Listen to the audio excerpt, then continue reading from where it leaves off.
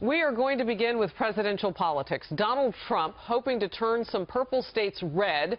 The presumptive GOP nominee rushing to install operatives in several states that traditionally favor Democrats, pointing to a general election plan consistent with the campaign he has run thus far, defying conventional wisdom and political trends. The staffing expansion includes Maine, Minnesota, Michigan, Wisconsin, and Pennsylvania, states where no Republican presidential candidate has won since the 1980s, or some even before that.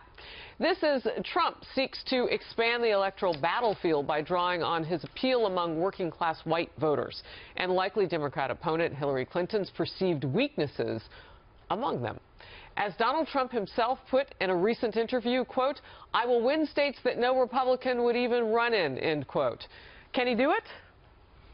Well, if the reaction I saw down in Louisville, as I was at the NRA annual meeting, because I'm the chairman of their Military and Veterans Affairs Committee, if that reaction is typical of what he's going to get in the general election, he's going to be a tough customer to beat.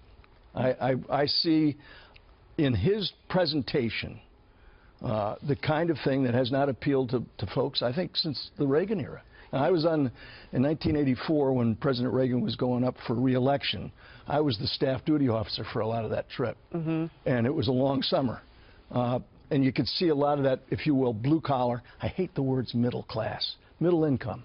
You can see a lot of those middle-income Americans who had been Democrats, and they called them Reagan Democrats. Sure. I can see this kind of thing happening again. Interesting. You know, Julie, I'm wondering whether the tone and tenor within the Democrat Party are changing a bit, perhaps just looking differently at Donald Trump. Because early on it was, you know, you could hear laughter in a room full of Democrats. Are they still laughing? Well, no, he's the Republican nominee, a presumptive Republican nominee, so why would you laugh? You wouldn't laugh at any nominee from the Republican Party who's going to be going up against you. Are they taking him in particular more seriously? You know, what I think they're taking seriously is they're taking seriously the fact that it's traditionally difficult to have a third term for the same party, and so obviously this is one of those situations. But I will say, Colonel, to your analogy, the difference between 1984 and today is that this electorate is much more diverse, much more diverse, and a lot less white.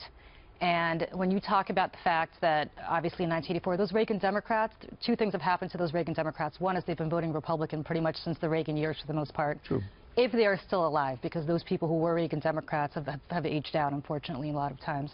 So, you know, again, if you just look at the math and you look at the demographics, it would be very hard to replicate what Reagan was able to do in 1980 and 1984, not because Trump doesn't have the talent, but because the demographics have shifted to such an extent. Well, can I speak directly to that point, though? Because you bring up the issue of race, and in some of the states that Harris highlighted at the beginning, you look at Pennsylvania, the electorate there, 78% white. And that's why they're saying he might flip some of these states that have traditionally been Democrat. Wisconsin, 86%.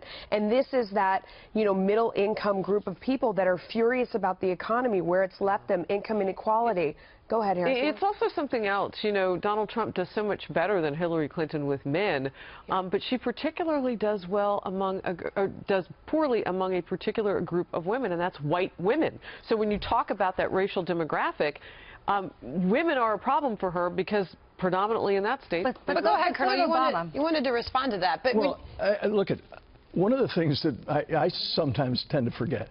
All those Reagan Democrats now have voting-age kids, and a lot of them are out of work. True. I mean, I watched what was happening over in West Virginia, and I see, again, the kind of appeal that Ronald Reagan had to those hard-working people that we call blue-collar voters. I see this kind of thing having an enormous appeal. I mean, particularly the NRA is a single-issue organization focused on the Second Amendment.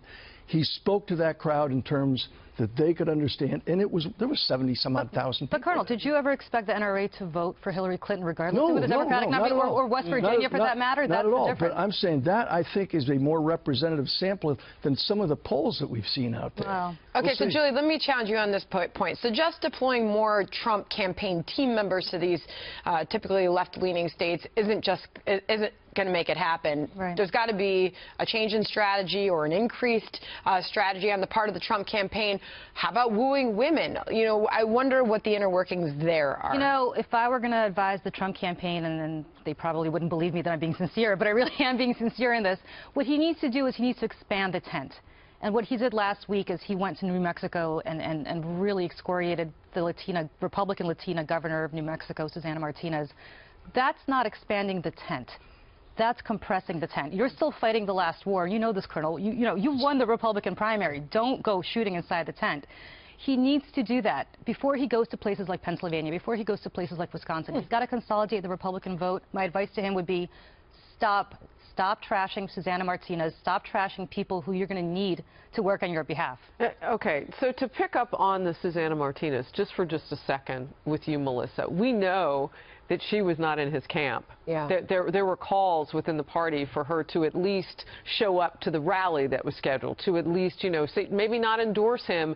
So there is some bad blood there, I guess, for lack of a better term, right there. And I don't know if it's a demographic thing. I understand what you're saying could be a residual effect of that, but I'm curious to know what the divide is between Donald Trump and Susana Martinez. And maybe we'll know in coming days. But I want to get back to what you were saying specifically about putting these states in play with Donald Trump, because we've seen Hillary Clinton across the political aisle have to fight against Bernie Sanders in some places where she thought were not in play in her own party. Yeah. I mean, I think that what's interesting is there's always two ways to look at these political races, and there's making it broader and bringing other people in, and then there's really firing up the people who support you and getting numbers out in that way. And that seems to be what he's doing. I mean, he's bringing over some Democrats within that demographic that we're talking about, but he's also getting the people who support him really fired up about going out and voting for him. I totally disagree with you, especially when you look at the numbers of, you know, whether it's him firing up white men versus Hillary Clinton trying to bring women out, the gender gap between the two of them, if you hash out the actual numbers, he's 4 million votes ahead just based on the gender gap. I mean, I think when you look at his numbers, he's winning. The problem, well, I can continue this, but the problem is there are more women voting than men for Let me put it this way. We'll have a lot more on this. We will be talking There's more women here than men. That's why you are outnumbered, sir.